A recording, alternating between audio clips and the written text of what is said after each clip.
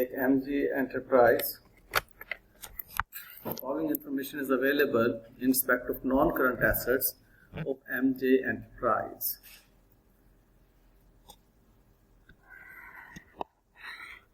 Okay.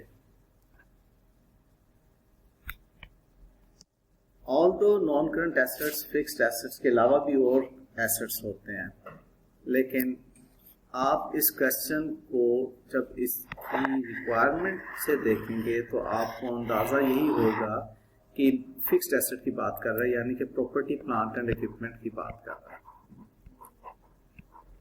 ठीक है, तो ये आपका IAS 16 का क्वेश्चन बनता है. ऑलराइट.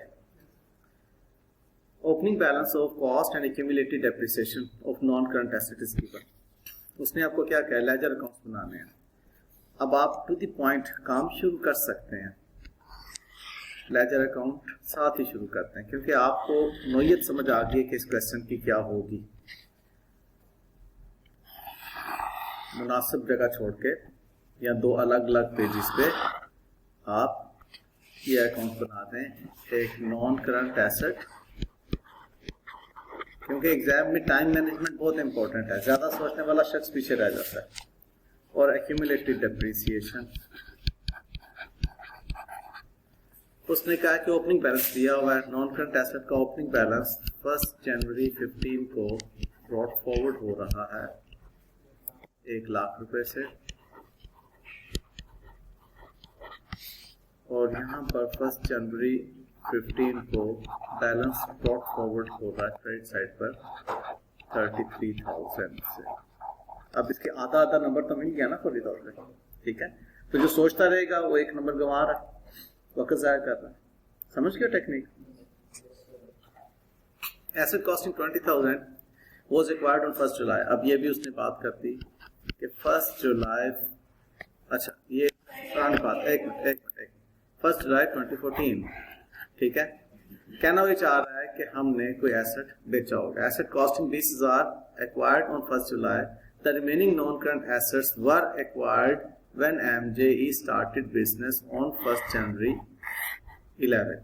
अब यहाँ पर याददाश्त के तौर पर आप ये देख लीजिए, आप एक मेमोरेंडम यहाँ पर बना सकते हैं अपने जहन में कि आपके पास जो 1 लाख रुपए के एसेट हैं उसमें एक एसेट 20,000 रुपए का जो है वो आपने 1 जुलाई 14 को बाय किया हुआ है. ठीक है, और बाकी के 80,000 के एसेट्स वो आपने 1 जनवरी 11 को बाय किए थे जब बिजनेस स्टार्ट हुआ था. ये कॉन्सेप्ट में आ गया कि वो कितने कितने पुराने. आज 1 जनवरी 2015 से लेके 31 दिसंबर 2015 की हमने अकाउंटिंग करनी है. Agreed. There was no disposal of non-current asset up to the 1 January 15, यानी कि पिछले सालों में कोई डिस्पोजल नहीं हुई. जो भी होगी इसी साल में, पिछले सालों में वो एसेट्स, ये 20 और 80 के एसेट जेरे इस्तेमाल ही रहे. ठीक है, और डेप्रिसिएट होते रहे बिल तरतीब. MUE provides for depreciation on the cost of asset at the rate 10% per annum using the straight line basis. Depreciation is calculated on month basis. ठीक है जी, ये कॉन्सेप्ट भी क्लियर हो गया.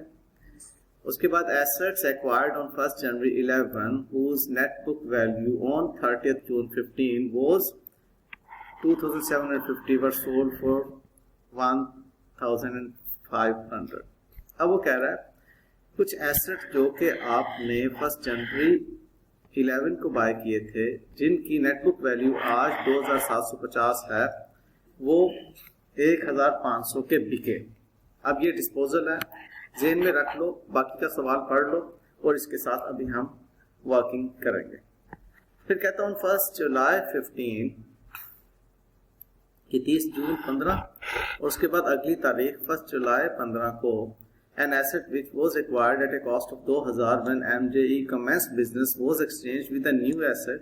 The balance of the purchase price was settled with a check of 800. The list price of the new asset was 1,200. ये आपने एक पुराना एसेट देकर नया एसेट एक्सचेंज किया तो ये एक्सचेंज ऑफ एसेट यहाँ पर आएगा। इसमें डिस्पोजल भी है और परचेज भी है, इसको भी अभी हम देख लेते हैं। ठीक है। On 1st October 15, MJE transferred to its factory an asset which had been included in its trade inventory and which bore a price label 15,400 in the showroom. MJE makes a gross profit of 40%. उसने अपनी factory में एक asset inventory से निकालकर transfer किया, ठीक है, in the जो कि प्राइस 15,400 है। अब जब वो ट्रांसफर कर रहा है तो कॉस्ट पे करेगा इन्वेंट्री से। कॉस्ट कितनी है, आपने वो मार्कअप वाली वर्किंग करनी है इस पे। बस इतनी सी बात। अब मैं बिन तरतीब डेट्स इसमें देखता हूं। जो मेरी वर्किंग है सबसे पहले मुझे करनी है, मुझे सबसे पहले वर्कआउट करना है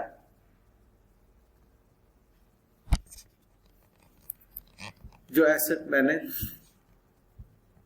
बेचा। अब आज मेरे पास, आज मतलब 30 जून को जो एसेट मेरे पास 30 जून 15 को नेट बुक वैल्यू रखता है 2750 की, उसकी कॉस्ट क्या होगी और एक्यूमुलेटेड डेप्रिसिएशन क्या होगी। मसला ये है क्योंकि मैंने उसको डिस्पोजल अकाउंट नीचे शो करता हूं, यहां पर मैं डिस्पोजल अकाउंट बना।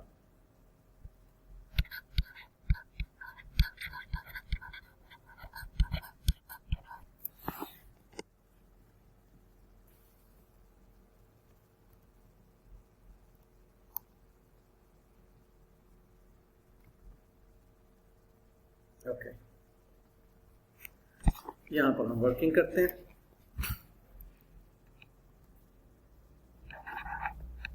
वर्किंग 1। अब 30 जून 15 को एक एसेट की नेट बुक वैल्यू है 2750 और ये एसेट हर साल डेप्रिसिएट हुआ 10%। कब खरीदा था? 1 जनवरी 11 को। उसकी कॉस्ट कितनी है मालूम करना है। 10% पे डेप्रिसिएट हुआ, कितने साल गुजर गए इसको इन बिटवीन? 2011 1 साल, 12 2 साल, 13 14 पूरा और 15 के 6 मंथ्स। जी बेटे, तो कितने साल बनेंगे इसके? 1 2 3 4 और अशारिया 5। Okay, 4.5 years. ठीक है। अब इसकी डेप्रिसिएशन एनुअल कितनी है? डेप्रिसिएशन एनुअल चार्ज 10% होता है। ठीक है। इसकी कोई रेजिडुअल वैल्यू नहीं दी हुई। इसका मतलब है कि वो 45% डेप्रिसिएट हो चुका है। हर साल अगर वो 10% डेप्रिसिएट होता है तो कितना डेप्रिसिएट हो चुका है? 45%। ठीक है, into 4.5 years equals to 45% accumulated depreciation। इसकी एनुअल डेप्रिसिएशन 10% है, तो accumulated ये कितना डेप्रिसिएट हो चुका है? 45%। ये बात भी क्लियर हो गई। इसका मतलब है कि जो नेट बुक वैल्यू है आज वो बराबर है 55% के, जिसकी अमाउंट है 2750। अब वो बचपन वाली बात याद करो जो मैंने आपको सिखाई हुई है कि जो इंफॉर्मेशन दी हो उसको उसकी अपनी परसेंटेज से डिवाइड करना है। कॉस्ट मालूम करने के लिए 2750 को उसकी अपनी परसेंटेज से आपने डिवाइड करना है। एक मिनट के लिए दोबारा जरा देख लो whose net book value on 30 June was 2750, इसका मतलब 6 महीने भी डेप्रिसिएट हो चुके हैं, ठीक है। तो उसकी 100 से आपने ये नेट बुक वैल्यू, जी बेटा आप यही कहना चाह रही थी? Yes sir. अच्छा, ये आप इसकी कॉस्ट क्या आती है बेटा जी? 5000 इसकी कॉस्ट आती है आपके पास। और इसकी एक्यूमुलेटेड डेप्रिसिएशन क्या बनती है बेटे? इसकी एक्यूमुलेटेड डेप्रिसिएशन बनेगी 2250, ठीक बात? ये कैसे 2250 बनी? 5000 में से आपने 2750 को माइनस किया तो आपके एक्यूमुलेटेड डेप्रिसिएशन आ गई। अब इस एक्यूमुलेटेड डेप्रिसिएशन में फॉर द ईयर 6 महीने की डेप्रिसिएशन मौजूद है, तो उसका आप 6 मंथ्स जो आपकी 1 जनवरी 15 से लेकर 30 जून 15 की इस साल की डेप्रिसिएशन है, उसके कैलकुलेट करने के 2-3 तरीके हो सकते हैं। सादा तरीका ये है कि आप इसको 10% 6/12 कर लें,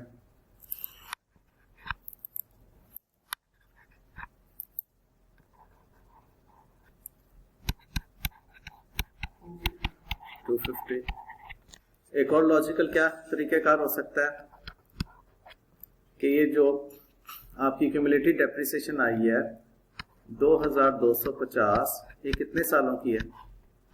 4.5 ईयर की, तो इसमें 0.5 देख लो क्या है, 250 ही आएगा। अपने आप को लॉजिकल कैलकुलेशंस में माहिर करें, ठीक है? ये सब लॉजिकल कैलकुलेशन है, इसके पीछे और कोई दूसरी तीसरी बात नहीं है। अच्छा, अब हुआ ये कि आपने 30 जून 15 को इस एसेट को पहले डेप्रिसिएट किया 250, उसके बाद आपने 30 जून 15 को इसे डिस्पोजल अकाउंट में ट्रांसफर किया, जो कि 2250 बनती है।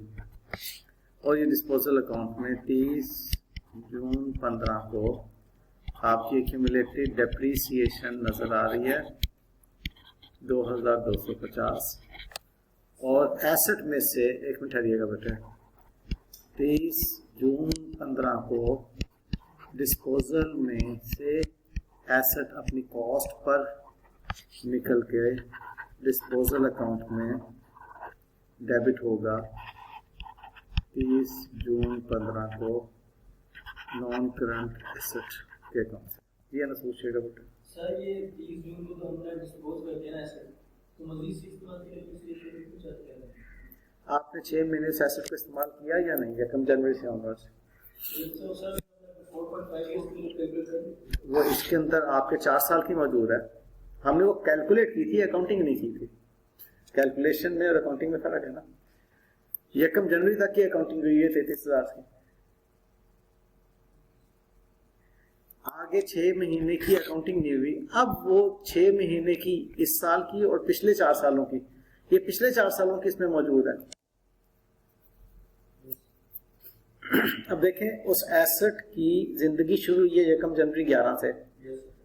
अब 1 जनवरी 11 से ऑनवर्ड्स 1, 2, 3, 4 साल ये ऊपर मौजूद है, और ये अगले 6 महीने। तो आपने उसको ये 6 महीने अभी अकाउंट फॉर नहीं किए हुए, आपने वर्कआउट किए थे सिर्फ, और ये 4 महीने जो हैं, 4 महीने की उसकी डेप्रिसिएशन बनती है 2000, और ये बनती है 250। वो 2000 जो है वो इसमें मौजूद हैं, ये 250 की आपने ये अकाउंटिंग की। अब 2250 को आपने यहां से बाहर निकालना, वो आपने एक्यूमुलेटेड डेप्रिसिएशन से बाहर निकाल के डिस्पोजल अकाउंट में ट्रांसफर किया, और ये 5000 की कॉस्ट का एसेट आपने यहां से निकाल के डिस्पोजल अकाउंट में ट्रांसफर किया। ये अकाउंटिंग है। ये जो एरो मैंने लगाए ये अकाउंटिंग है। और यहां पर जो मैंने वर्कआउट किया वर्किंग, वो मैथमेटिक्स है।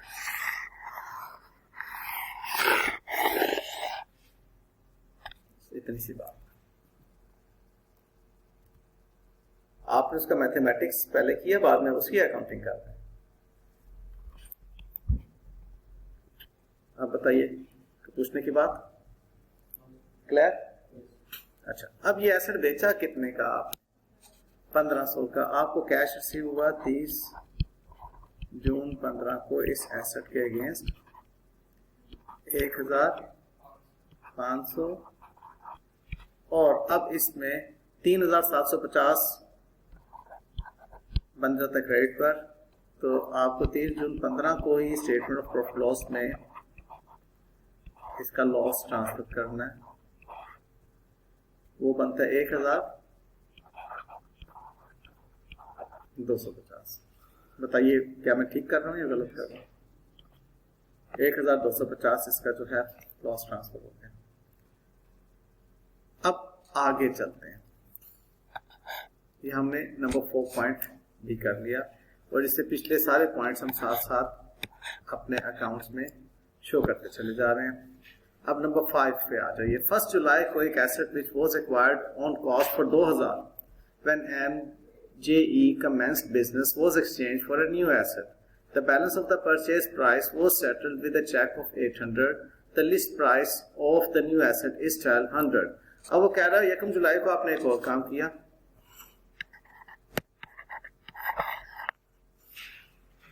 एकम जुलाई 2015 को जो एसेट आपकी कॉस्ट रखता था 2000 रुपए की, एकम जुलाई 2015 को उसकी एक्यूमुलेटेड डेप्रिसिएशन क्या होगी? आप सिंपली 2000 का 5% ले लें, क्योंकि वो 45 मैं कैलकुलेट कर चुका हूं ऊपर। अगर नहीं समझ आ रही तो मैं दोबारा बोल दूंगा, क्योंकि उसको 4.5 ईयर्स ही हुए हैं ना। ठीक है, इसका क्या बनता है जी? 900 ये आप इसमें से लेस कीजिए तो आप पहुंच जाते हैं 1 जुलाई 2015 की नेट बुक वैल्यू पर। अब अगेन आप इसमें वो काम कीजिए कि ये है 4.5 साल की depreciation, 4 years plus 0.5 year. 4 year कब से हैं? यकम जनवरी 11 से लेकर आपकी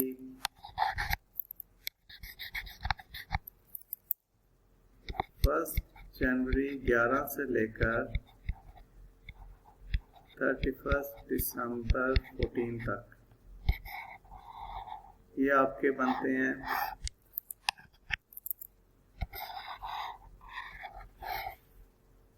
4 साल। और उसके बाद 1 जनवरी 15 से लेकर 30 जून या 1 जुलाई, उसने लिखा 1 जुलाई, आप लिख लें 1 जुलाई 15 तक बनता है हाफ ईयर। ठीक बात। अब जो तो बात है इन 4 सालों की, वो तो हमें मालूम है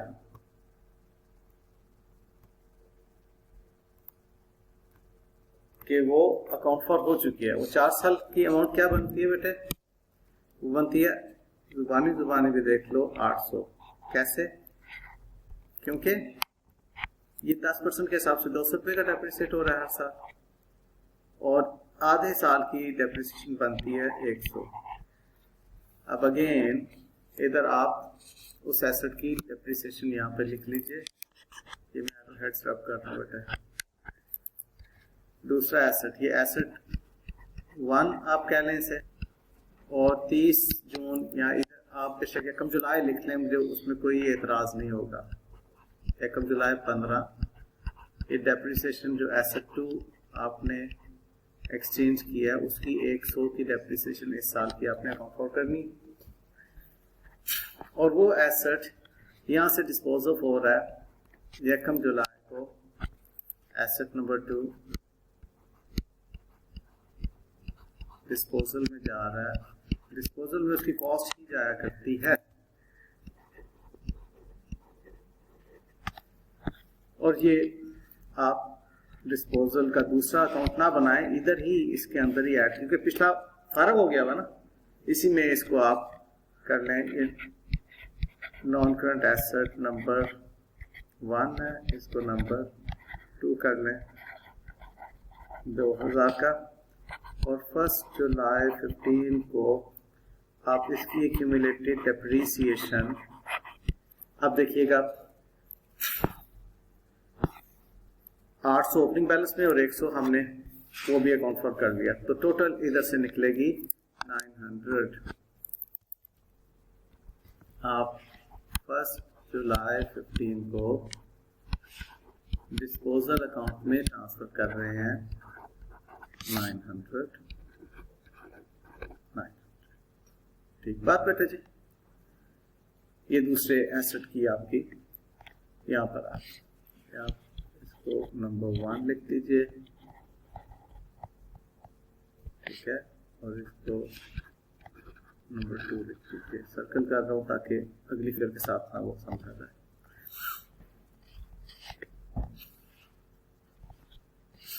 ओके, मैं चेंज कर देता हूँ ताकि गड़बड़ ना हो।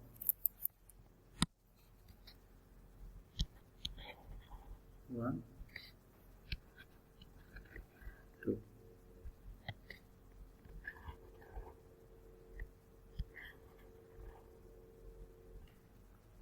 Agreed?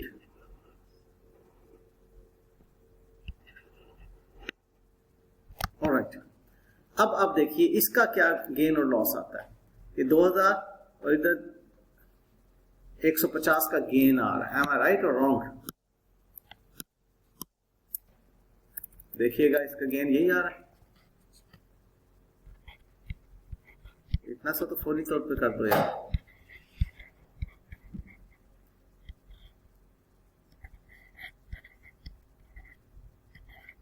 देखो ना बेटे, जुबानी बात है। 1250, सॉरी वो ऊपर है। आई एम सॉरी वो अभी एक वर्किंग करना है। अभी तक इससे मुतल्लक ये 2 वर्किंग हुई, देखो ना, मैं भी मिक्स करके आपको। अच्छा, अभी ये 2 वर्किंग हुई है एसेट 2 की। अब मुझे दूसरी बात करनी है। अब मैंने एसेट एक्सचेंज किया है, जगह चाहिए नीचे। एसेट एक्सचेंज किया है मैंने। अब वो जो एसेट एक्सचेंज किया है उसके बारे में उसने क्या कहा है कि न्यू एसेट जो लिया मैंने,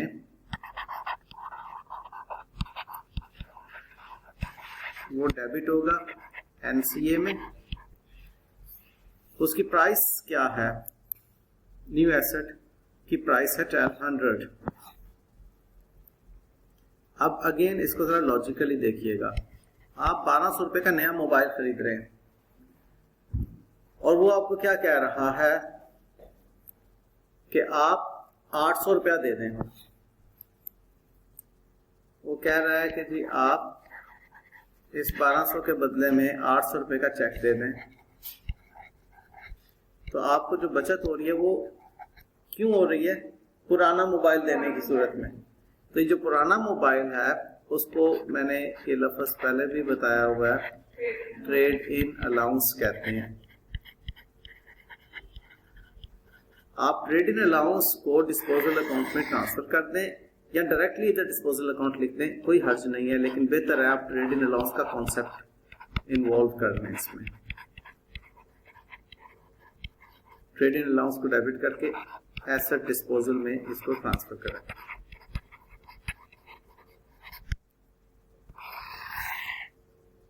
आपने नया एसेट खरीदा 400 रुपए, 800 रुपए में।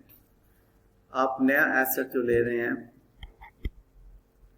1 जुलाई 15 को, आप बाकायदा लेजर अकाउंट में, क्योंकि उसने लेजर अकाउंट पूछे हैं, तो आप लिखें कि पेमेंट हो रही है 800 और ट्रेड इन अलाउंस मिल रहा है 400 का यूं ये आपका कंप्लीट 1200 रुपए का एसेट डेबिट हो रहा है नॉन करंट एसेट्स के अंदर, और ये वाला एसेट के अगेंस्ट यकम जुलाई 15 को ट्रेड इन अलाउंस आपके डिस्पोजल अकाउंट में आ रहा है, 400 रुपए का फायदा हो रहा है। ये इससे मुताबिक दूसरी बात आ गई। अब 9 और 4 1300, उधर 2000, तो आपको लॉस हो गया 1 जुलाई 15 को एसेट नंबर 2 के अगेंस्ट जो स्टेटमेंट ऑफ प्रॉफिट लॉस में जा रहा है, ये लॉस 700 का। Got the point? ये येलो जो है ये एसेट नंबर 2 के बारे में गुफ्तगू है। अब एक बात, चूंकि स्टूडेंट अमूमन भूल जाया करते हैं, इसलिए मैं उसको फौरी तौर पे कॉन्फर्म करता हूँ। 31 दिसंबर 15 को अब इस नए वाले एसेट की डेप्रीसिएशन चार्ज कर लें, क्योंकि ये नया वाला एसेट आपका, ये न्यू एसेट आपका 6 महीने इस्तेमाल हुआ, तो मत भूलिए कि उसकी डेप्रीसिएशन करनी है आपको। तो ये जो न्यू एसेट आपके पास है, अलाउंस आपको मिला 400 का, डिस्पोजल में ट्रांसफर किया, और depreciation of the new asset for 6 months आपके पास 1200 का वो नया asset into 10% into 6 by 12 gives you 60। तो ये बेटे यहाँ पर इसकी गुफ्तगू कंप्लीट। उसने हमसे लेजर अकाउंट रिक्वायर किए थे, लिहाजा मैं अब इसको लेजर अकाउंट में पोस्ट कर देता हूँ।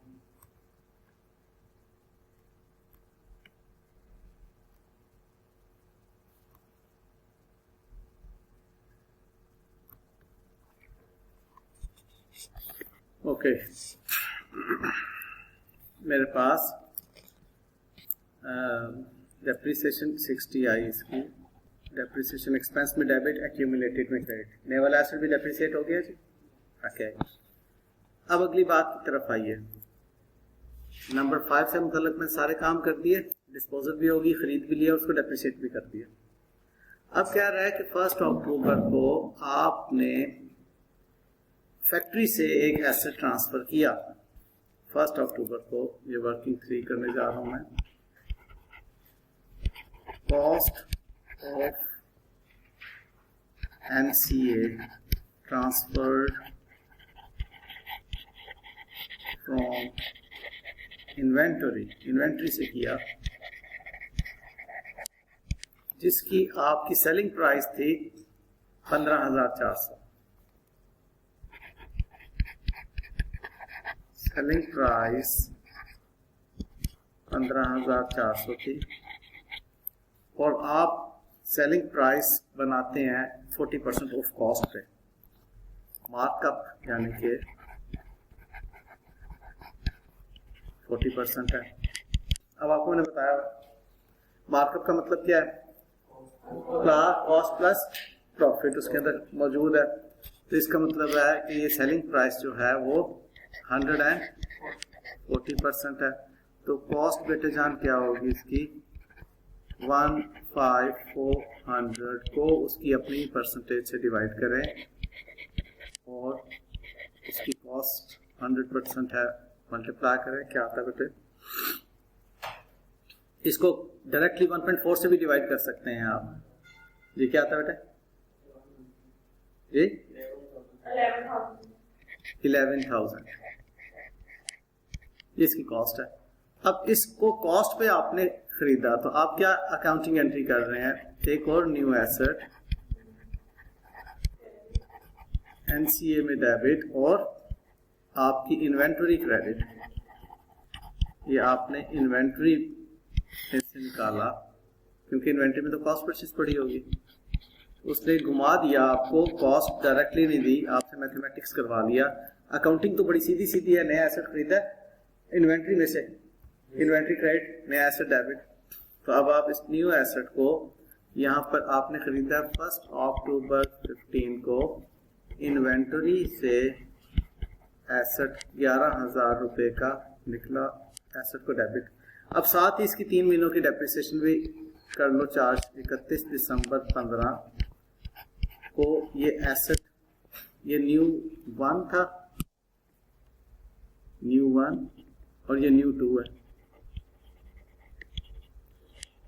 सवाल बहुत आसान है, सिर्फ कंट्रोल आपको बनाना है इसका। अगर आप कहोगे सवाल मुश्किल है तो बहुत बुरी बात है। कंट्रोल इसका इस्टेब्लिश करना इसलिए जरूरी है कि एग्जाम में इससे भी पेचीदा कंट्रोल रखने वाली बातें आएंगी। सीधी सीधी अलग अलग मैं आपको ये सारी चीजें वर्कआउट करवा रहा हूँ, उस अलग अलग को आपने साथ साथ मैनेज करना है। अब इसका depreciation charge for the year जो है, डेप्रीसिएशन फॉर द 3 मंथ्स है ना इसका, वो आपने वर्कआउट करना है 11,000 इंटू 10% इंटू 3/12। अब देखो ये आसान क्यों है, कोई नेट इसमें रिड्यूसिंग बैलेंस मेथड नहीं है, कोई इसमें रेजिडुअल वैल्यू का रोला नहीं है, स्ट्रेट लाइन कॉस्ट पे ठक ठक ठक। तो ये क्या आ रहा है बेटे जान? अब 275 की अकाउंटिंग हमें मालूम है, मैं महज इसकी अकाउंटिंग एंट्री कर रहा हूँ, डायरेक्ट भी कर लेता तो कोई हर्ज नहीं था। डेप्रीसिएशन एक्सपेंस को डेबिट करके क्यूमुलेटिव डेप्रीसिएशन को क्रेडिट करना मुझे 275। ऊपर मैंने मैथमेटिक्स किया, इधर मैंने उसकी अकाउंटिंग कर दी। ये मैथमेटिक्स है, ये इसकी अकाउंटिंग हो गई। इसको भी आप फ्रेम कर लें अलग से कि ये हमने काम वर्किंग 3 के लिए किया। ऑलराइट, बस ये इतना ही मुश्किल है कि आपको अपना माइंड अप्लाई करना होता है, इससे ज्यादा मुश्किल नहीं है सीए। हर जगह पर आपको अपना माइंड अप्लाई करना होगा, ये है सीए। माइंड अप्लाई नहीं करेंगे तो जी बेटी बोलो, क्या कह रही हो? डिस्पोजल अकाउंट जो बनाया था हमने, उसमें हमने 800 जो कैश दिया वो क्यों नहीं लिखा? बेटे वो आपने कैश नया एसेट खरीदने के लिए दिया, आपने ये लिखा इधर कैश नया एसेट डेबिट। आप इसकी एंट्री देखें, पोस्ट हो रही है, नया एसेट 1200 से डेबिट, डिस्पोजल कहीं पर क्रेडिट नहीं हो रहा। इसकी ओरिजिनल एंट्री में देखो, नया asset debit, cash credit, trade in allowance credit, और वो ट्रेड इन अलाउंस 400 डिस्पोजल में यहाँ पर जा रहा है। ठीक है, आपको कैश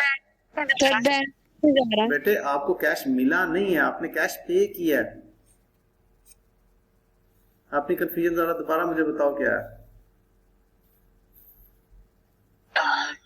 उसकी नेटबुक वैल्यू जाएगी ना 1100, और हमने उसको आगे से पैसे भी दिए 800। अच्छा, फिर वो हमने नहीं लिखा, फिर हमने उसको हमें ट्रेड कितनी नेटबुक वैल्यू का था बेटे जी? 1100 का। उसकी जगह आपने नया एसेट कितने का खरीदा? 2000 का। और जो पुराना एसेट था वो आपका कितने में बिका? 200 का लिया था। पुराना एसेट कितने का बिका?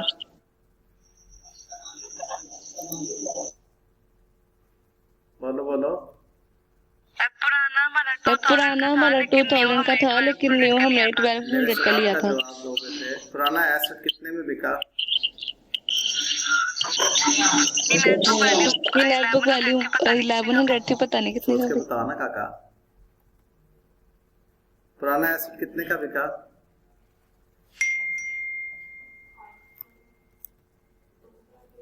कितने का बिका पुत्र?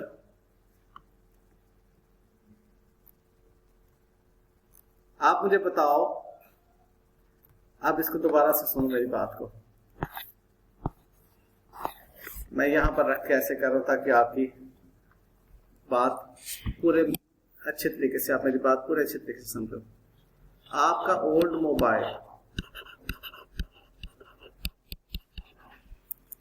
उसकी कॉस्ट कितनी थी? कॉस्ट 2000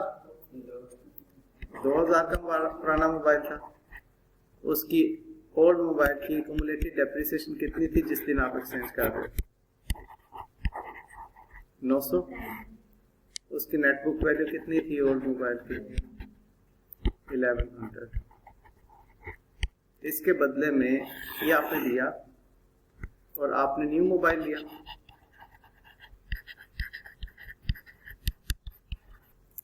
उसकी कॉस्ट क्या बनती है? 1200। इसके आगे की कहानी मुझे सुनाओ, क्या हुआ? आप मुझसे मोबाइल खरीदने आए हैं, मैंने आपसे कहा बेटे नया मोबाइल जो है 1200 रुपए का है, आप मुझे अपना पुराना मोबाइल दे दें और 800 रुपया दे दें। ठीक है ना मैंने आपको? देखो बेटे, मैंने आपको क्या कहा है यहां पर कि आप मुझे 800 रुपया दे दें और नए मोबाइल के साथ अपना पुराना मोबाइल एक्सचेंज कर दें। और नए मोबाइल की कीमत मैंने आपको बताई है 1200 रुपया। आप वापस रिमूव इसे कर दें और यहाँ पर आ जाएं। आप मुझे बताएं प्रैक्टिकली, आप वाकई मेरी दुकान पर आए हैं और मैं वाकई मोबाइल फोन बेच रहा हूं और वाकई आपका पुराना मोबाइल जो है वो आपका जो है वो कॉस्ट कर रहा है, नेटबुक वैल्यू उसकी 1100 है, और वाकई आपको 1200 वाला फोन पसंद आया और वाकई मैंने कहा कि 800 रुपया मुझे दे दें, तो आप बताएं आपका पुराना फोन कितने में खरीदा मैंने? गलत कह रहे हैं सर 4000 में। बोल रही हो दोबारा से? 400 में सर। देखो अनस, अगर आप कहेंगे कि आप सवाल हल कर रहे हैं तो गलत करेंगे, अगर आप प्रैक्टिकली मेरी दुकान पर आ रहे हैं तो आप बिल्कुल ठीक करेंगे। आप भूल जाएं कि आप अकाउंटिंग पढ़ रहे हैं, प्लीज भूल जाएं कि अकाउंटिंग पढ़ रहे हैं। अकाउंटिंग से बुरा सब्जेक्ट ही कोई नहीं है दुनिया के अंदर, पढ़ना ही नहीं, सीए करना ही नहीं है, गंदा तरीन प्रोफेशन है, छोड़ दो इसको। आपका लकड़ियों का टाल है, आप लकड़ियां काट रहे हो, बेहतरीन काम है, बड़ा नेक प्रोफेशन है, लकड़ियां बेचते हो, लोगों के घरों के अंदर जो है वो आग जलाने का आप जरिया बनते हो, बेहतरीन प्रोफेशन, अल्लाह ताला इससे जन्नत देगा आपको। अब आपका पुराना मोबाइल जो है जो 2000 का खरीदा था, आपको किसी नलायक अकाउंटेंट ने आके कहा कि जी उसकी नेटबुक वैल्यू 1100 है, तुम्हारा 900 डेप्रिसिएट हो चुका है, ये 1100 का है, जाओ मियां फरहान जो एक दुकानदार है मोबाइल बेचता है उसके पास जाओ और पुराना मोबाइल देके नया ले आओ। आप मेरे पास आए, 1100 रुपया आपकी किताबों में 1100 का मोबाइल है, मेरी दुकान पर है 1200 वाला पसंद आया, मैंने कहा जी 1200 का मोबाइल ले जाएं, 800 रुपया दे दें और पुराना मोबाइल मुझे दे दें। आप बताएं, आप घर में आके अपनी दादों को क्या कहेंगे कि मेरा पुराना मोबाइल कितने में बिका है? 400 रुपए में। 400 में पुराना मोबाइल बिका ना, क्योंकि आप जो लेकर आए हैं उस डिब्बे पे कीमत लिखी है 1200 का नया मोबाइल। दादो कहेगी कि तुमने कितने पैसे दिए? आप कहेंगे 800 रुपया दिया, तो दादो कहेगी कि 400 का बिका, जो चार्टर्ड अकाउंटेंट नहीं है बेचारी, पढ़ी लिखी भी नहीं है, 2 जमातें उसने पास की थी, गिनती 1 2 3 आती है उसको बस, और सब्जियां खरीदती होती थी अपनी जवानी में जाकर, और उसको पता था कि जी अगर 1200 रुपया दूंगी 800 की चीज होगी तो 400 वापस मिलेगा मुझे, इतनी गिनती आती है दादों को। ना मुंह में दांत है, ना कान से सुनाई देता है उसको, ना आंखों से सही बिनाई, अब उसकी बेचारी 80-90 साल की हो गई है, 100 साल को टच कर रही है, वो कहेगी पुत्र 400 का तो ये फायदा हुआ है। अब बताओ, छोड़ देते हैं हम अकाउंटिंग को, गंदा तरीन सब्जेक्ट है अकाउंटिंग, लेकिन वो दादों को तो देखो उसको भी आती है, वो चार्टर्ड अकाउंटेंट नहीं है। दिमाग इस्तेमाल करने में बार बार एक बात आप लोगों को कहता हूं, एप्लीकेशन ऑफ माइंड है। भूल जाओ कि आप ये सतरें पढ़ रहे हो, भूल जाओ कि आप कोई अकाउंटिंग पढ़ रहे हो, कुछ नहीं पढ़ रहे, आप सिर्फ माइंड को अप्लाई करो यार। अब माइंड ही नहीं अप्लाई करते, माउफ हो जाते हो।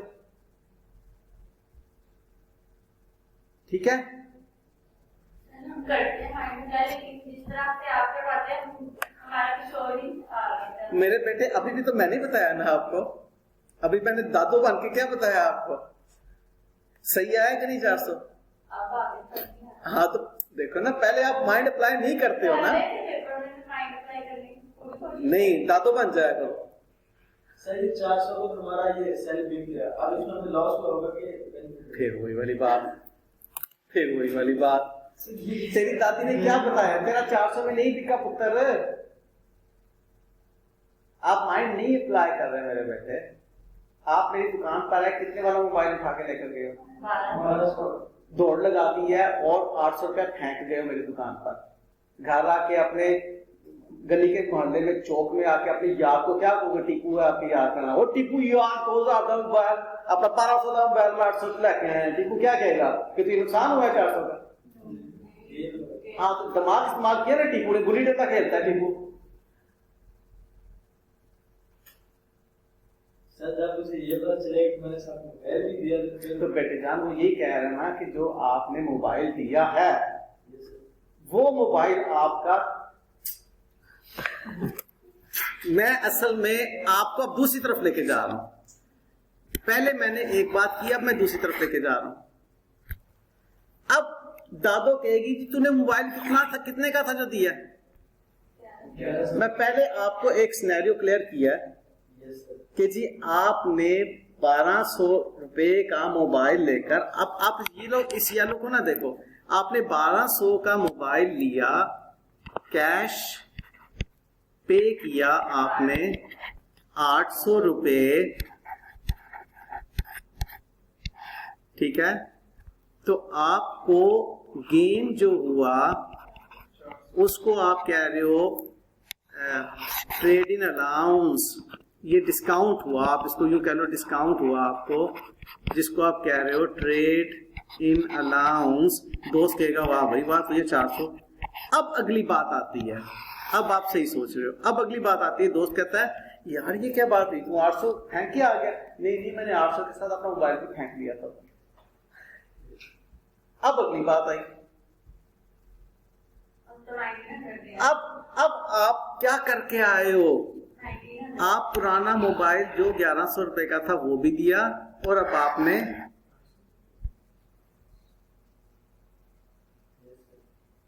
अब आप बताओ आपको ये जो 1100 का मोबाइल है कितने में बिका?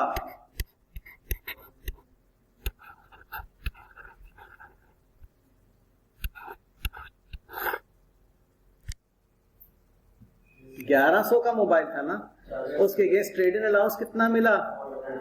तो अब आपको लॉस हुआ या गेन हुआ? अब आपको लॉस हुआ।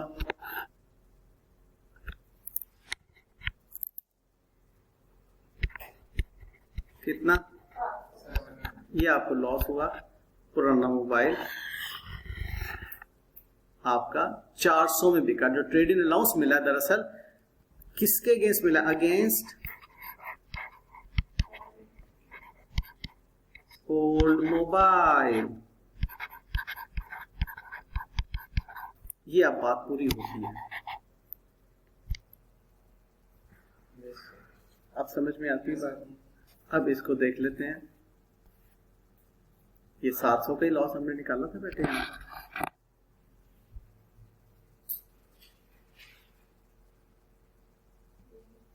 और अरुष तो पूछ रही थी कि सर इधर कैश क्यों नहीं आया?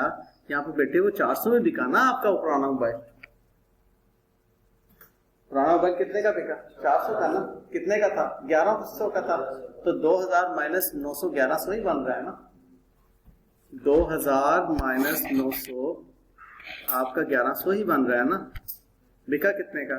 400 का। तो लॉस 700 ही आएगा ना बेटे। फॉलो करते हो? पूरी तरह से समझ आ गई?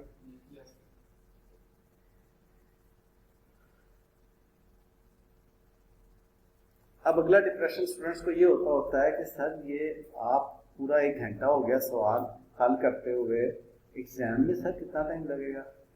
गधों वाला डिप्रेशन है। मैं सवाल समझा रहा हूं आपको, सॉल्व नहीं कर रहा। एग्जाम में सॉल्व करूंगा मैं 10 मिनट के अंदर, आप भी इंशाल्लाह 10 मिनट में सॉल्व करेंगे। तो जब स्टूडेंट ये कंपैरिजन करता है तो मुझे वाकई गुस्सा आता है कि भाई मैं क्वेश्चन आपको समझा के सॉल्व कर रहा हूँ, क्यों इस डिप्रेशन में जा रहे हो? तो सर एग्जाम में कैसे 15 मिनट में होगा? उस वक्त तो आपको आता होगा, इसलिए ये कंपैरिजन ना किया करो, ठीक है? आप ये कंपैरिजन करो, स्टॉप वॉच लगाकर इस क्वेश्चन को सॉल्व करो, फिर देखो कितने में करते हो। और उसकी प्रैक्टिस करनी है कि आपने 1.8 मिनट पर मार्क के हिसाब से उसको सॉल्व करना। ये कंपैरिजन किया करो। टीचर जो पढ़ा रहा है वो तो समझा के पढ़ा रहा है, या तो आपको मैं बगैर समझाए क्वेश्चन सॉल्व करता हूँ, फिर आप देखो कितने मिनट में होता है, ठीक है? वो तो नहीं बात बनती ना। ये क्वेश्चन तो सॉल्व हो गया, फिर अगला आएगा उसमें सॉल्व मार्क इंशाल्लाह ये क्वेश्चन आएगा ही नहीं एग्जाम के अंदर, बिल्कुल ऐसे ही है। इसीलिए तो मैं कहता हूँ अपना कॉन्सेप्ट बनाओ, इसीलिए तो मैं कहता हूँ रट्टे नहीं लगाओ, एप्लीकेशन ऑफ माइंड, इसीलिए तो कहता हूं मैं आपको, ठीक है? उसके लिए आपको अपने दिमाग पे मेहनत कर, अपना दिमाग चलाना होता है, 0 मीटर नहीं रखना अपना दिमाग, ठीक है? एक बंदा कहता है कि जी दिमाग खरीदने के लिए जाता है, उसको रोज उसी दिमाग, वो कहता फलानी जगह चला जा, वहां पे दिमाग खरीदेगा सस्ते दामों में मिलेगा। वहां पर वो जब दिमाग खरीद रहा होता है तो एक दुकान पे दिमाग बहुत महंगे होते हैं, वो जो दूसरी दुकान पे सस्ते होते हैं वो कहता है कि सारे इन्होंने दिमाग इस्तेमाल किए हुए हैं, ये दिमाग जो 0 मीटर पड़े हुए हैं, इन्होंने इस्तेमाल ही नहीं किए थे दिमाग, वो महंगे दाम 0 मीटर दिमाग खरीदेगा, ये जो इस्तेमाल वाला दिमाग है वो खरीदेगा, ठीक है? तो अगर तो दिमाग बेचना तो 0 मीटर रहने दो, इस्तेमाल करो आपकी मेहरबानी।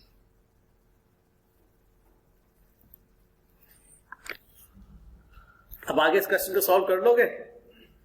आप सारी मुश्किल वाले काम तो कर दिए, अब इसमें सिर्फ और सिर्फ आपको ये 11,000 की डेप्रिसिएशन भी हमने ले ली, वो भी हमने ले ली 275, वो यहां पर ये आपने इसकी डेप्रिसिएशन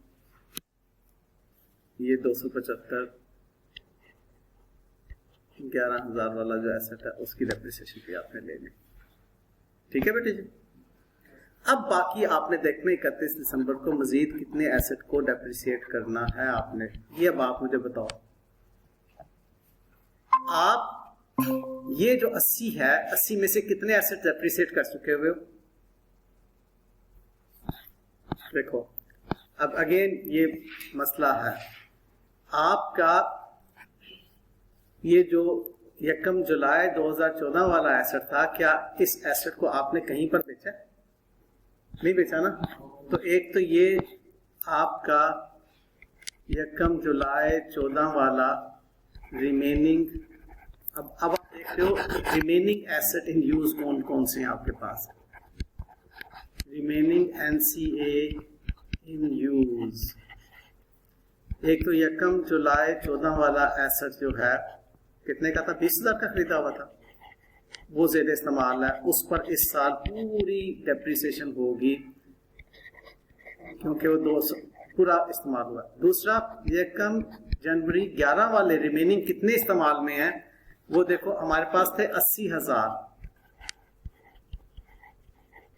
के थे ना, उसमें से कौन कौन सा बेच दिया हुआ है? हमने 5 और 2 7,000 वाला एसेट बेच दिया होगा, हमने 5,000 वाला एसेट बेचा हुआ है की कॉस्ट का एसेट, और 2,000 की कॉस्ट का एसेट बेच दिया हुआ है। अब इन यूज कितना रहता है? 73,000 का एसेट इन यूज है। अगेन इस पे सीधी सीधी डेप्रिसिएशन ले लो 7,300। ये सवाल क्यों आसान है? क्योंकि इसमें कोई रेजिडुअल वैल्यू नहीं है, कोई इसकी नेटबुक वैल्यू पे डेप्रिसिएशन रिड्यूसिंग बैलेंस मेथड नहीं है, इसलिए बड़ा सादा सवाल है ये, लेकिन दिमाग इस्तेमाल करना पड़ेगा, 0 मीटर नहीं रखना होगा। ये अब आपकी depreciation remaining asset in use जो है उनकी आ गई 9,300। यहाँ पर अब आप ये डेप्रिसिएशन 9,300 ये ले लो। अब चूंकि साथ साथ में काम कर रहा था, मैं पूरा कॉन्फिडेंट हूँ कि हर एसेट की डेप्रिसिएशन फॉर द ईयर जो उसे इस्तेमाल किया वो भी मैंने चार्ज कर लिया और डिस्पोजल में भी भेज दी है, और जो नए एसेट्स खरीदे हैं वो भी डेप्रिसिएशन चार्ज हो गई है। इसलिए अब 31 दिसंबर 15 को इसकी कैरी फॉरवर्ड इन सब का टोटल करके से लेस कीजिए, और ये एसेट हमारे पास जो मौजूद हैं उनकी नेट बुक वैल्यू भी आप वर्कआउट कर लीजिए। Sorry, carry forward amount cost की वर्कआउट कर लीजिए। एनसीए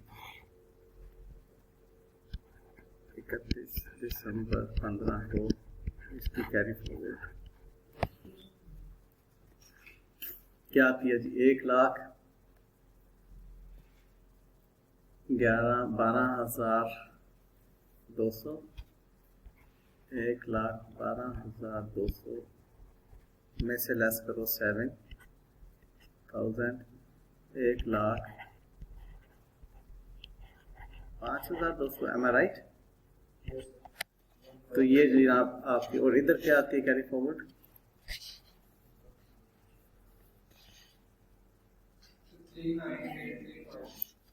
39 डबल चेक कर लेना बेटा। और इधर टोटल क्या आता है जी? 39,835 प्लस 3,150 42,985। ये बेटे सवाल बहुत आसान था, लेकिन आपका दिमाग इस्तेमाल करो आ रहा था ये सवाल, इसलिए इसको एक मरतबा दोबारा से घर जाके कर।